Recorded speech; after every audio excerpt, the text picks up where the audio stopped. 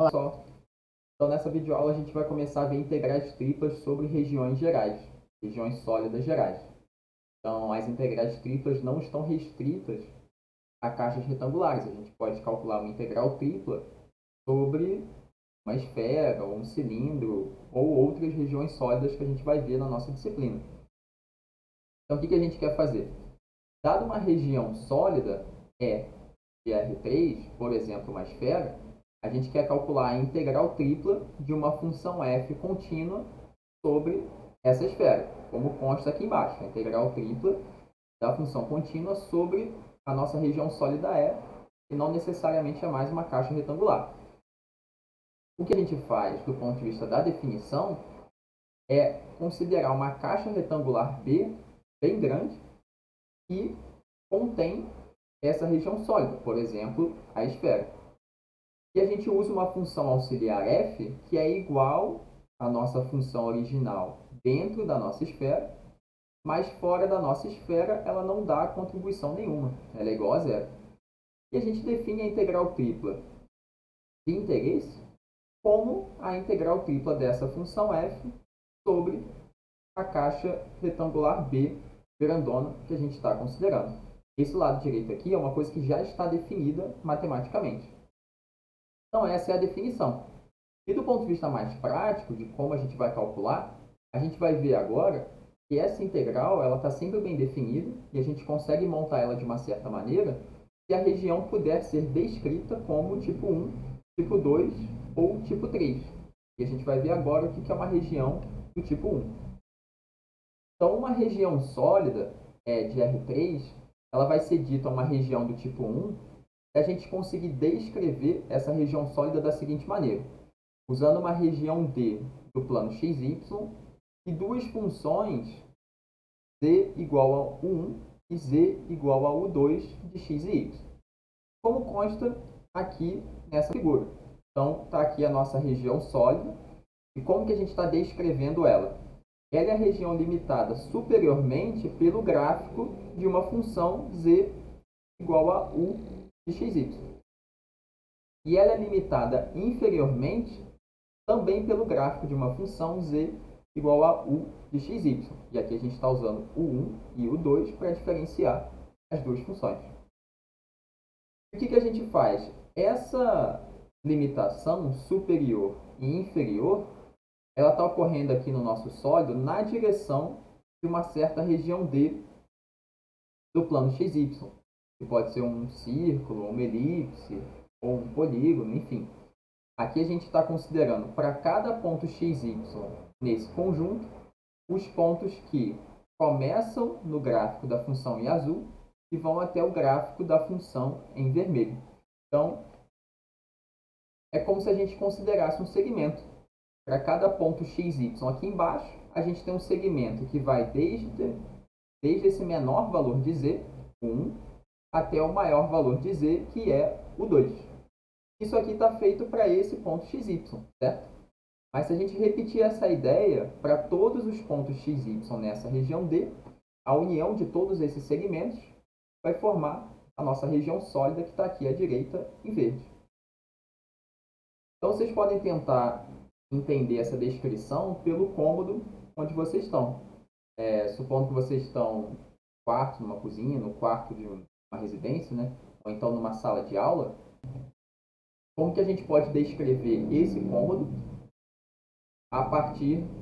Como que a gente pode descrever ele dessa maneira que a gente tem aqui? Bem, a gente tem essa região D e o que ela significa nesse cômodo em que você está ou que eu estou. Aqui o cômodo onde eu estou, que é o meu quarto, ele tem o chão. O meu chão, ele não é retangular. Esse cômodo não tem o formato de um retângulo, porque ele tem essa parte, né, para cá para frente e para cá para o lado, mas também tem uma parte ali atrás, certo? Então eu tenho o piso do meu quarto no formato de um polígono. Então o meu quarto ele se encontra todo na direção do chão. Então a minha região D dessa figura, no caso do cômodo onde eu estou, é o formato do meu piso, né? A região D aqui seria uma representação do piso do meu quarto no plano XY. E aí, para cada ponto no piso desse cômodo, você tem esse cômodo, né, esse sólido, limitado por cima pelo teto e por baixo pelo chão. Então, a gente teria aqui embaixo no chão o plano z igual a zero, que seria o plano XY, e lá no alto o cômodo é limitado por cima pelo teto, que seria o plano z igual a 1, ou z igual a 3, ou alguma coisa do gênero. E aí, o que seriam as regiões gerais? Em primeiro lugar, o piso pode ter qualquer formato. Você pode estar num cômodo circular, digamos, né? Não sei se for um hall de um prédio ou de um museu, né? Não necessariamente esse piso ele é um retângulo, pode não ser um polígono, pode ser, por exemplo, um piso em formato circular. Essa é a nossa região D. E esse limite por cima, que é o teto, não necessariamente é um plano paralelo ao chão. O teto pode ser a parte de cima de uma esfera. A gente pode ter, por exemplo, o teto do nosso cômodo no formato de um domo, que pode ocorrer também numa construção qualquer. Então, ao invés de ter um plano paralelo ao chão, a gente pode ter uma superfície qualquer, o gráfico de uma função de x e y. E o nosso piso, não necessariamente ele fica na horizontal, pode ser um plano inclinado, enfim. Do ponto de vista dos nossos sólidos, a gente pode ter um paraboloide limitando esse cômodo por baixo. Esse seria um cômodo meio bizarro, mas eu espero que tenha ajudado a entender um pouco que tipo de regiões sólidas a gente pode ter e como que esse nosso quadro, como que essa descrição aqui ajuda a gente a enxergar, a formalizar matematicamente esses sólidos, essas regiões sólidas de R3. E agora a gente vai ver como que a gente pode montar uma integral tripla iterada sobre uma região sólida descrita dessa maneira, aqui, uma região do tipo 1. Bem, então, esse procedimento aqui é semelhante àquele de integrais duplas. Então, o que a gente está fazendo? A gente está colocando um intervalo para a variável z que usa funções de x e y. Então, essa variável z ela vai ser a mais interna na nossa integral tripla. A gente está usando primeiro a variável z com um intervalo que usa funções x e y, e depois da variável z, a gente tem aqui as variáveis x e y. Aqui, esse elemento de área dA, ele é um elemento de área do plano cartesiano, x, y. Então, a gente vai usar dx dy ou dy dx depois, na hora de montar essa integral tripla. Então, com uma região sólida dessa maneira, escrevendo z usando funções x e y, a gente usa a variável z como a integral mais interna, a primeira variável de integração. E agora a gente tem, fora desses colchetes, a integral dupla sobre a região D, que está lá no plano XY. Então, o que a gente vai precisar fazer? A gente vai precisar enxergar essa região D lá no plano XY, e agora a gente precisa descrever ela do mesmo jeito que a gente fazia em integrais duplas. A gente pode colocar, por exemplo, uma descrição do tipo 1 para a região D, colocando y em função de x e um intervalo de números qualquer. Então, agora essa integral dupla, a gente vai só repetir essa integral na variável z, ela está aqui como a integral mais interna, e a gente monta a integral dy dx ou dx dy, conforme for mais conveniente. Aqui, a gente tem um exemplo em que D é uma região do tipo 1. Está descrevendo usando y em função de x. Mas a gente poderia fazer x em função de y, e aqui a gente inverteria a ordem na hora de montar a integral dupla sobre a região D. Certo? E vamos ver agora um exemplo em que a gente vai montar uma integral tripla usando uma descrição do tipo 1. Então, aqui nesse exemplo, a gente quer calcular a integral tripla da função z sobre a região sólida E, que é a região que se encontra no primeiro octante, a região sólida no primeiro octante, limitada por esse plano x mais y mais z igual a 1. Então, para a gente entender como que esse plano se encontra no espaço, o que a gente pode fazer? A gente pode encontrar os pontos de interseção desse plano com os eixos coordenados. Então, quando a gente considera x igual a y, que é igual a zero, a gente está olhando para os pontos do eixo z. Certo? Os pontos do eixo z, eles são da forma 0, 0 e z. Então, se a gente substituir x é igual a 0 e y é igual a 0 nessa equação, a gente encontra z igual a 1, que é o ponto de interseção no eixo z desse plano. E da mesma forma, a gente encontra y igual a 1, x é igual a 1, como os pontos de interseção do plano com os outros dois eixos coordenados. Então, está aqui o nosso plano. Essa é a parte dele que se encontra no primeiro octante. Certo? O plano ele é infinito, mas essa aqui é a parte que interessa para a gente nesse exemplo. Então, eu vou pedir para vocês pausarem o vídeo agora e tentarem fazer esses dois passos na montagem da integral tripla. Então, o que vocês vão fazer? Vocês vão fazer um intervalo de integração para a variável z, pensando no seguinte. O que limita o meu sólido por baixo? Qual é a superfície que limita o nosso sólido abaixo dele? Né? Uma outra maneira de pensar. Se você tem um ponto lá dentro do seu sólido e você começa a caminhar para baixo, qual é a superfície do sólido que você encontra caminhando para baixo? Qual é a face do sólido que você vê por baixo? Esse objeto que você encontrar vai definir a função que aparece aqui. Pode ser uma função x e y, pode ser uma função só de x, pode ser uma função só de y, ou pode ser uma constante, z igual a uma constante. E aqui, da mesma forma, a gente vai procurar esse limite superior. Então, o que limita o nosso sólido por cima? E aí uma outra maneira de pensar.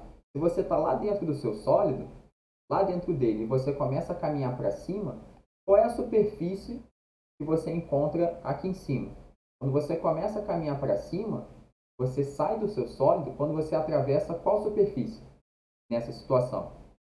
Essa superfície que você encontrar é o que vai definir esse limite de integração superior. E mais uma vez pode ser uma função x e y, uma função só de x, só de y, ou pode ser uma constante, z igual a uma constante. Mas tentem pensar dessa maneira que eu coloquei e fazer esse intervalo para z. O que a gente vai precisar fazer também? A gente vai precisar desenhar no plano XY a projeção desse sólido no plano XY.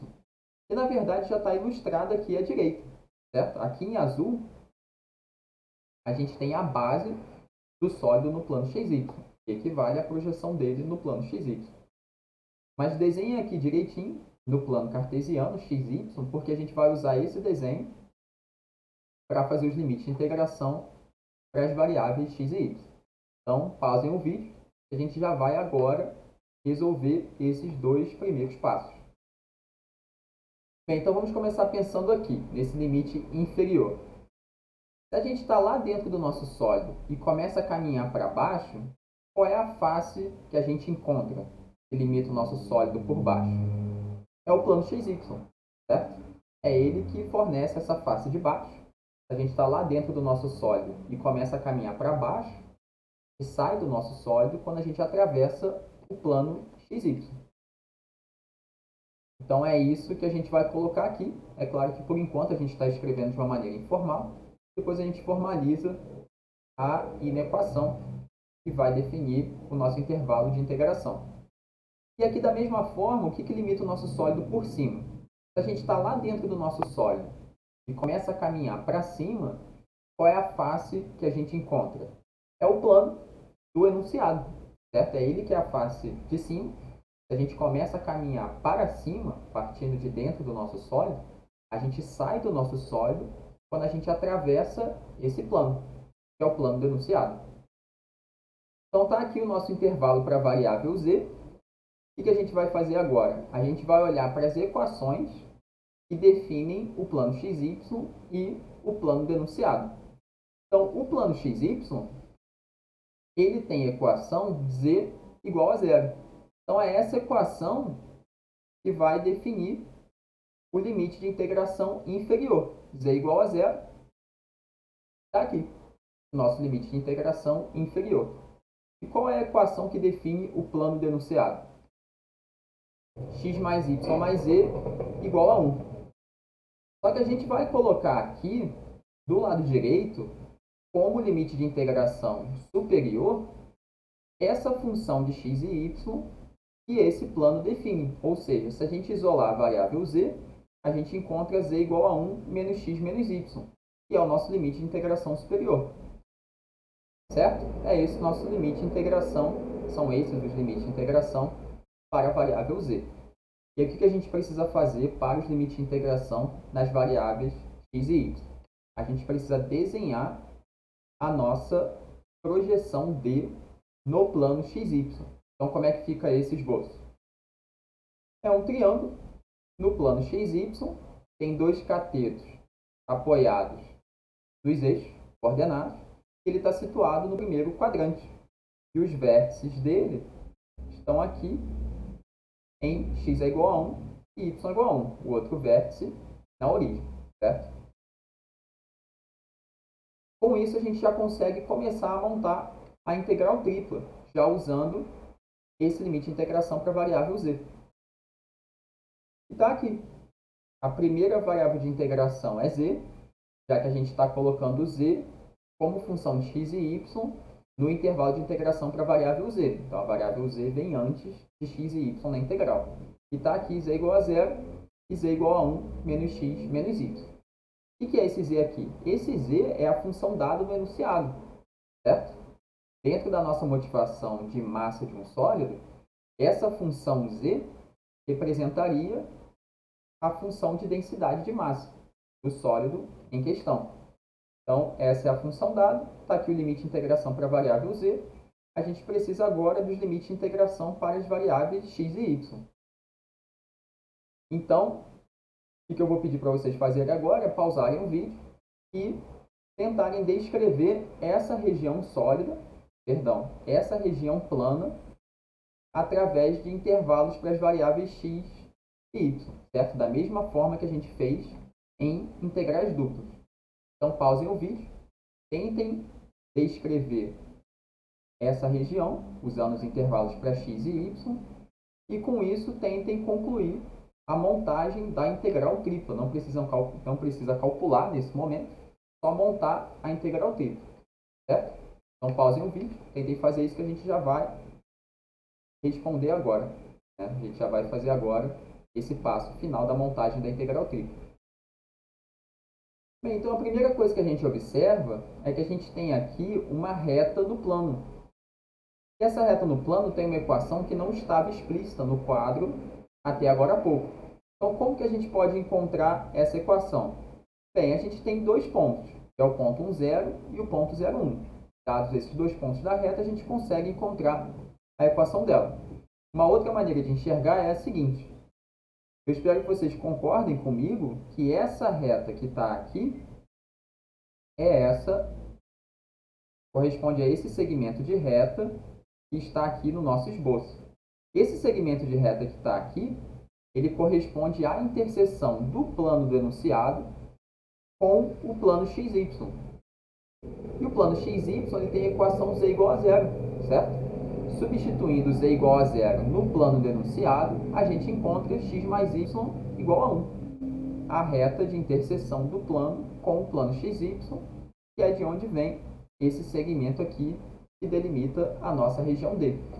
E aí, com isso, a gente consegue descrever a nossa região de que maneira? A gente pode colocar y como função de x, nesse intervalo de integração, dizendo que os menores valores de y estão no eixo x, y é igual a 0. E os maiores valores de y, eles não estão sempre em y igual a 1, certo? Eles vão até essa reta. Os maiores valores de y, dado um x qualquer, o maior valor de y está na reta, que é y igual a 1 menos x. Esse argumento a gente repete desde x é igual a 0 até x é igual a 1. Tudo bem? E aí, com isso, a gente consegue montar a integral tripla. É só a gente substituir essa integral dupla mais externa, aqui substituindo esse dA por dy dx e colocando os dois limites de integração correspondentes aqui à esquerda. Então ficou aqui um pouco apertado, mas eu não queria apagar, né, a nossa resolução. Mas como a gente colocou y como função de x, A variável y é a variável mais interna, é essa integral dupla. E a variável x é a variável mais externa. Essa variável x ela vai de 0 até 1. A integral mais externa ela tem sempre um intervalo de integração composto por números, não são funções. E aqui a variável y ela vai de y igual a 0 até y igual a 1 menos x, o intervalo que a gente encontrou a partir da projeção no plano xy. Bem, então é isso, espero que tenha ficado claro. Eu sei que esse ponto do conteúdo ele pode ser um pouco complicado, porque ele é muito carregado de geometria analítica, então requer um certo treinamento, né, dessa nossa visão de R3 e dos sólidos, mas conforme a gente for fazendo mais exercícios na disciplina, tanto nas atividades assíncronas como nas atividades síncronas, a gente vai ter esse amadurecimento. Então, recapitulando, né, enxergando o nosso sólido, e isso aqui é muito importante, caso o esboço não seja dado no enunciado, a gente precisa visualizar o sólido, fazendo o esboço, usando uma ferramenta computacional ou enxergando, né, de maneira mais abstrata. E aqui a gente começou com o limite de integração para a variável z, pensando na superfície mais abaixo e a superfície mais acima. Feito isso na variável z, a gente precisa projetar o sólido inteiro no plano xy, conforme indicado aqui à direita, e esboçado aqui em azul também. Feito isso, o intervalo para a variável z e o esboço no plano xy, o raciocínio de R3 já acabou. Porque a gente já consegue montar a integral mais interna, que é na variável z, nesse caso. E feito o esboço, a gente precisa agora, para as outras duas variáveis, montar uma integral dupla. É uma coisa que a gente já fez e não envolve mais esse raciocínio de R3. É o que está feito aqui nas variáveis y e x do nosso exemplo. E agora é só calcular a integral. Isso vocês já podem ter, né, já podem fazer a leitura lá nas notas de aula, tentarem resolver sozinhos a integral e conferir lá nas notas de aula a resposta e a resolução.